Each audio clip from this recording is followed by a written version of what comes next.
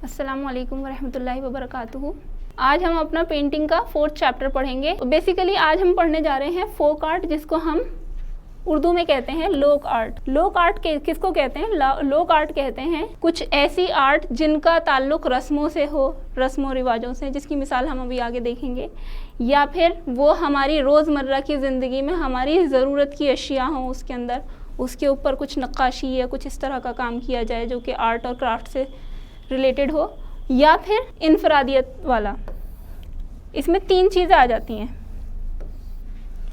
एक तो रस्मी, दूसरा अफरादियत पसंद, तीसरा इनफरादियत पसंद। रसूमाती में आम तौर पे जैसे कोई त्यौहार हैं या आम तौर पे किसी के जो सकाफ़त से रिलेटेड चीज़ें हैं, जो रस्मों में चीज़ें होती हैं, जैसे मिसाल के तौर पे आज के टाइम पे भी हम देखें तो जैसे दुल्हन वगैरह के लिए जोड़े टाँकना और उसके लिए कुछ सजावटी काम करना, तो ये चीज़ें रसूमात में आ गई।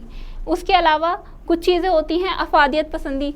आप देखते होंगे आज भी घड़े मटके, आमतौर पे इतना ज़्यादा अब रिवाज रहा नहीं फ्रिज वगैरह के आने से, लेकिन इन चीज़ों पे भी आप देखते हैं नक्काशी होती है। इसके अलावा इंडिविजुअलिस्टिक कुछ लोग खुद अपने ज़ाती तौर पे भी कुछ आर्ट का काम करते हैं। तो ये चीज़ें जो हैं वो ज़्यादा ज़ाहिर होनी शुरू हो गई, जो कि बड़े लेवल पे भी आज देखी जा सकती हैं।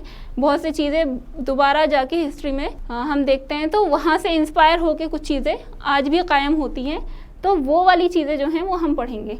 तो ये वाली जो चीज़ें थी, ऐसा नहीं कि अभी ईजाद हो गई थी, बल्कि जब हिंदुस्तान में आए थे उससे पहले जो आर्ट हमारी आम तौर पे राइज थी लोगों में, जो कहीं पे भी देहात में रहते थे या कहीं भी रहते थे, तो उनकी अपनी अपनी एक आर्ट का अंदाज़ होता है, तरीका होता है कि चीज़ों पे नक्काशी करने का, कशीदाकारी करने का।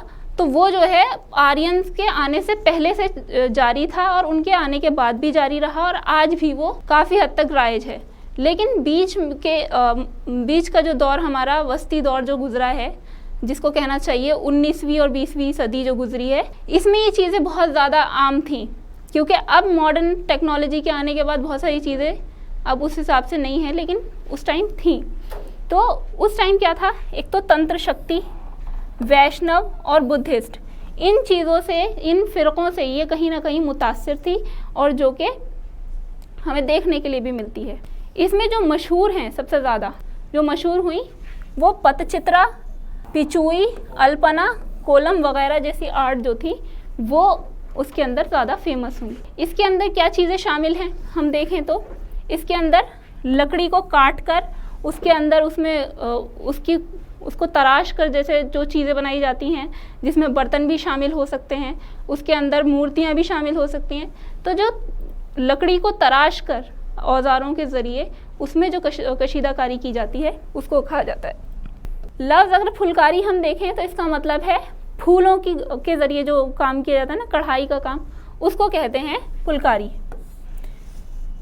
ये एक ख़ास तौर की जो एक पंजाब में जो एक पैटर्न है कशीदाकारी का, उसके लिए ये इस्तेमाल किया जाता है ये लफ्ज़। तो ये उभरी हुई कशीदाकारी है। इसके अंदर जो ये टाँके हैं बहुत ही इस तरीके से बनाए गए हैं, इस तरीके से बनाए गए हैं ताकि इसमें पैटर्न आए। आप देखें इसमें क्रॉस वाली जो कढ़ाई होती है इस तरह की नहीं बनी, बल्कि इस तरह की बनी है इसके अंदर, ठीक है। तो इसमें सीधे सीधे टाँके लिए जाते हैं और उस सीधे सीधे टाँकों का इस्तेमाल करके यहाँ से देखें आप, तो ये सीधे सीधे टाँके हैं। यहाँ पे दूसरी लाइन है, ये भी सीधे सीधे टाँकों की है, ये तीसरी लाइन है, ये भी सीधे सीधे टाँकों की है। तो इसी तरह सीधे सीधे टाँके लिए जाते हैं और इसको उभरी हुई शक्ल में बनाया जाता है, यानी कि इसके टाँके उभरे हुए ऊपर नज़र आते हैं। आप उसको हाथ से छुएं या देखें तो वो उभरे हुए नज़र आएंगे आपको। अब अगला हमारा कुदरत पे अब हम स्टडी करेंगे कि पेड़ पौधे, फूल या आसमान या इस तरह की बादल वगैरह, ये चीज़ें दूर कैसे होती हैं, पास कैसे होती हैं, इनको कितना बड़ा और छोटा बनाना है, किस तरीके से इनका बैलेंस बनाना है, ये चीज़ें हम इस बार देखेंगे, ठीक है। तो सबसे पहली चीज़ इसके अंदर हमारी आ जाती है। इसके अंदर हम आज 4 चीज़ें पढ़ेंगे। एक है पर्सपेक्टिव, जिसको कहा जाता है तनाजुर। दूसरा बैलेंस देखेंगे, ठीक है। बैलेंस के अंदर यानी कि कोई चीज़ छोटी बड़ी ना हो, ठीक है।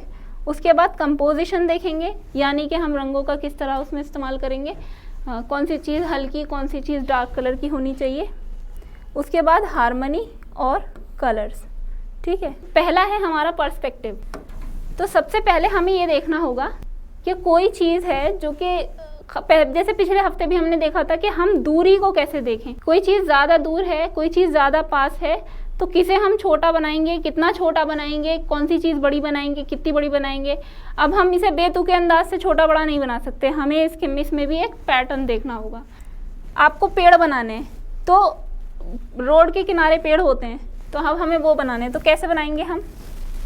ये आपकी आँख है, फॉर एग्ज़ाम्पल यहाँ से आप देख रहे हैं, ठीक है, यहाँ से आप देख रहे हैं, तो आपको जो पेड़ नज़र आएंगे वो कुछ इस तरीके से नज़र आएंगे और एक नुक्ते पे जाके ये भी जुड़ जाएंगे, ठीक है। तो अब आपको अंदाज़ा हो गया, पहले आपको ये लाइन खींचनी है, ज़रूरी नहीं है लाइन बाद में भी रहे, बाद में हम इसको मिटा देंगे, लेकिन शुरू में हम ये बना के चलेंगे।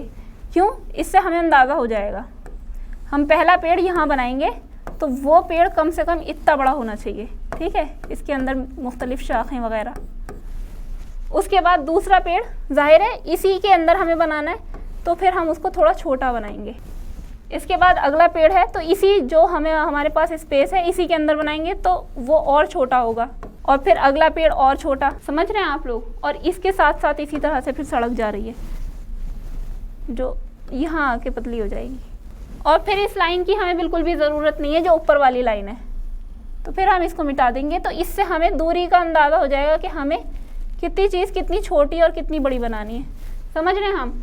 मतलब समझ रहे हैं आप। यहाँ से हम पास से देखेंगे तो पहला पेड़ जाहिर सी बात है हमें सबसे बड़ा नज़र आएगा, और दूसरा पेड़ उससे छोटा, उससे छोटा, उससे छोटा, तो इस तरह से हमें कुछ नज़र आता है। तो इसमें अगर आप गौर से देखें तो ये कुछ इसी तरीके से बना हुआ है।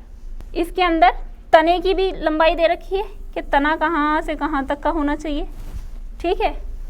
नीचे जो बेस होगा वो सीधा होगा, और ये वाला जो हिस्सा होगा वो ऐसे होगा। समझ रहे हैं आप लोग। और इसके अंदर अंदर हमें बनाना है, मतलब तना हमारा इसके अंदर इतना छोटा छोटा होता चला जाएगा, और पेड़ों के जो पत्ते हैं वो कुछ इस तरीके से छोटे होते चले जाएंगे। तो वो जो दूर, अगर हम ऐसे यहाँ पर खड़े हुए हैं तो जो हमें लाइन में, एक लाइन में जो पेड़ नज़र आ रहे हैं, तो वो किस तरह से छोटे होते चले गए। तो जाहिर है आप इसको अगर देखें पहली नज़र में तो आपको खुद भी ऐसा लगेगा, हालांकि ये भी कागज़ का एक हिस्सा है और ये भी कागज़ का एक हिस्सा है। इसमें ऐसा तो नहीं कागज़ दूर है, लेकिन बनाने के ही तरीके से हमें इसको देख के समझ में आने लगा कि ये जो है ये पेड़ पास है और वो पेड़ दूर है, ठीक है। ऐसा हम इसको बिल्कुल भी देख के नहीं समझ रहे कि ये छोटा है और वो ये पेड़ बड़ा है, बल्कि पेड़ एक ही साइज़ के हैं, बस वो दूर होने की वजह से छोटे नज़र आ रहे हैं। ये सिर्फ बनाने के तरीके से हमें समझ में आ गया, ठीक है। अब हमें रंग करने कैसे हैं, लेकिन रंग कैसे करने हैं। सबसे पहले तो आप, क्योंकि अभी आप बिगिनर्स हैं, बिल्कुल स्टार्ट कर रहे हैं, तो डायरेक्ट पेंटिंग ना बनाने की कोशिश करें ब्रश से, बल्कि पहले पेंसिल से एक स्केच बना लें, जैसे इसमें बनाया गया है। पहले इसमें स्केच बनाया गया है, पेंसिल से फूल बना दिए गए हैं, और फूल बनाने के बाद जो सबसे हल्का रंग हमें इसमें इस्तेमाल करना है उसको पूरे कागज़ पे कर देंगे। इसमें फूल भी शामिल है, ये भी शामिल है। पूरे कागज़ को गीला करेंगे। ख़ास तौर से वाटर कलर्स के लिए हमें बेस को भी गीला करना पड़ता है, ठीक है। तो पूरे कागज़ पे एक बार गीला कलर, या जहाँ पे कलर आप करने वाले हैं, जिस एरिया में, मान लीजिए आपको इस एरिया में कलर करना है सिर्फ ऊपर वाले में, तो पहले आप उसको गीला करेंगे और फिर रंगों को इस पे करेंगे, ठीक है। अब जैसे इसमें पूरा, इसमें पीला रंग कर दिया गया, पहले स्केचिंग की और पूरे पे पीला रंग कर दिया गया। अब इसमें हल्का हरा रंग कहाँ कहाँ इस्तेमाल होना है, वहाँ हल्का रंग, हल्का हरा रंग इस्तेमाल कर दिया, और थोड़ा सा करने के बाद उसको सुखाया, क्योंकि आप वाटर कलर जब इस्तेमाल करेंगे ना, तो आप एक साथ नहीं कर सकते वाटर कलर पेंटिंग, मतलब लगातार बैठे पूरा कागज़ गीला किया और सारे में डिटेल करने की कोशिश की, नहीं, वो फिर बाकी रंग भी फैलेंगे ना, पानी जैसे ही उनको मिलेगा तो वो सारे कागज़ पे फैल जाएंगे। तो इस तरह इस चीज़ का ख्याल रखना है कि पहले एक लेयर आपने कर दी कलर की, अब आप उसको कागज़ को सुखाएंगे, फिर दूसरी लेयर करेंगे, ये हरे रंग की दूसरी लेयर करी, हल्के हरे रंग की, उसमें फिर आप फूल नहीं करेंगे, क्योंकि फूल पे फिर हरा रंग हाइल हो जाएगा, वो दिखेगा। पीला रंग आमतौर पे जल्दी दिखता नहीं। पीछे अगर आपने बैकग्राउंड में पूरे में पीला रंग भी कर दिया है, हल्का वाला, जिसमें बहुत ज़्यादा पानी मिला, हल्का करने के लिए बहुत ज़्यादा पानी मिला देते हैं तो वो हल्का हो जाता है। डार्क करना है तो पानी कम मिलाइए, ठीक है। तो हल्का पीला रंग करने के बाद, सुखाने के बाद, आप ये वाला जो ये पीछे डार्क हल्का हरा रंग दिख रहा है ना, ये वाला बेस आप करेंगे।